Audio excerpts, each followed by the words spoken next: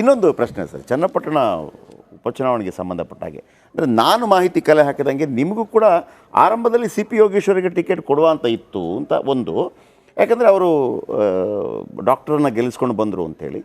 ಆದರೆ ನೋಡಿ, ಡಾಕ್ಟರ್ ಮಂಜುನಾಥ್ ಅವರ ಗೆಲುವು ಒಬ್ಬ ವ್ಯಕ್ತಿಯಿಂದ ಆಗಿಲ್ಲ.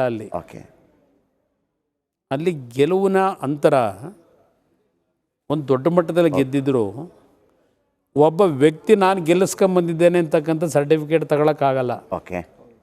ಒಂದು ಕಡೆ ನಮ್ಮ ಪಕ್ಷದ್ದು 3.5 ಇಂದ 3.25 ಲಕ್ಷ ಓಟು ಒಬ್ಬ ಸುಮ್ಮನೆ ಅರ್ಜಿ ಹಾಕಿದ್ರು ಓಟ್ ಬರ್ತಕ್ಕಂಥದ್ದು ಆ ಕ್ಷೇತ್ರದಲ್ಲಿ. ನಮ್ಮದು ಶಕ್ತಿ ಇದೆ, ಯಾರೋ ಒಬ್ಬ ಕ್ರೆಡಿಟ್ ತಗೊಳಕ್ಕಾಗಲ್ಲ. ಆದರೆ ಚನ್ನಪಟ್ಟಣದ ಅಭ್ಯರ್ಥಿಯ ವಿಷಯದಲ್ಲಿ ಬೀದಿನಲ್ಲಿ ಮಾತಾಡೋದಿದೆಯಲ್ಲ, ನಿಲ್ಲಿಸಬೇಕು ಮೊದಲು. ನಾನು ಈ ಕ್ಷಣದವರೆಗೆ ಚನ್ನಪಟ್ಟಣದಲ್ಲಿ ಯಾರನ್ನು ಅಭ್ಯರ್ಥಿನಿ ಮಾಡ್ತೀನಿ ಅಂತಕ್ಕಂಥ ಇಲ್ಲಿವರೆಗೆ ನಾನು ಹೇಳಿಲ್ಲ, ಹೈಕಮಾಂಡು ನನ್ನ ಜೊತೆ ಚರ್ಚೆ ಮಾಡಿಲ್ಲ. ಆದರೆ ಕಳೆದ 1 ತಿಂಗಳಿಂದ ಈ ಚರ್ಚೆಗಳೇ ನಡೀತಾ ಇದೆ.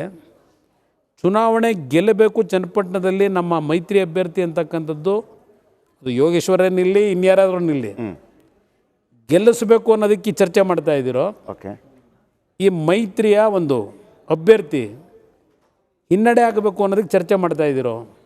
ಮಾಧ್ಯಮಗಳಲ್ಲಿ ಈಗಲೂ ಹೇಳ್ತಾನೆ, ನನ್ನ ಒಂದು ತೀರ್ಮಾನ ಇವತ್ತು ಈ ಎರಡೂ ಪಕ್ಷಗಳು ಹೊಂದಾಣಿಕೆಯಿಂದ ಹೋಗಬೇಕು ಅನ್ನೋದು.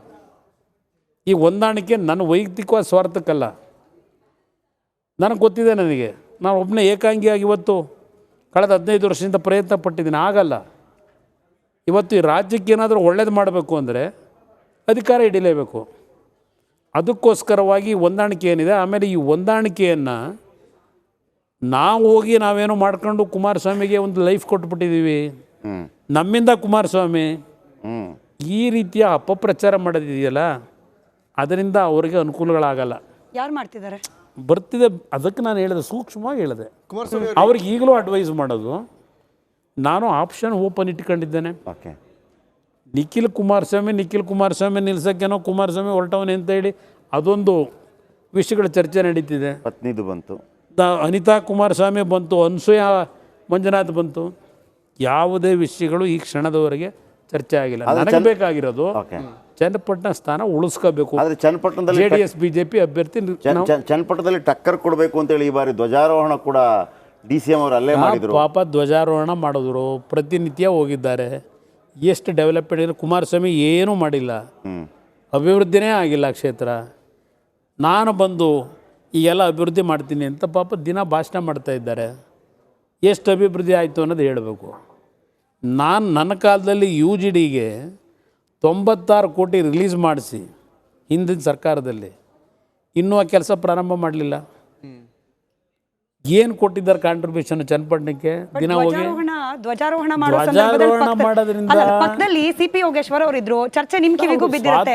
ನೀವು ಟಿಕೆಟ್ ಕೊಡದಿದ್ರೆ ಕಾಂಗ್ರೆಸ್ ಹೋಗ್ತಾರೆ ಅನ್ನೋದು. ಸ್ವಾತಂತ್ರ್ಯ ದಿನಾಚರಣೆ ಅಂಗವಾಗಿ ಅವರು ಭಾಗವಹಿಸಿದ್ದಾರೆ.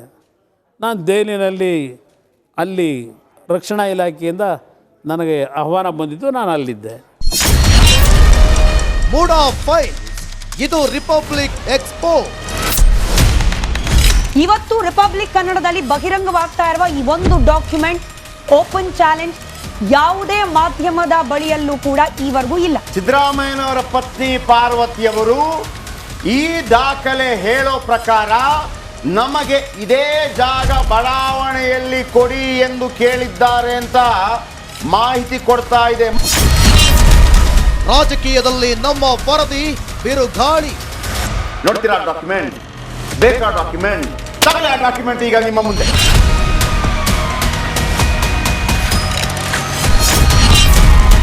ಬೆಳಗ್ಗೆ 9 ಗಂಟೆಗೆ ನಾವು ಬ್ರೇಕ್ ಮಾಡ್ತೀವಿ.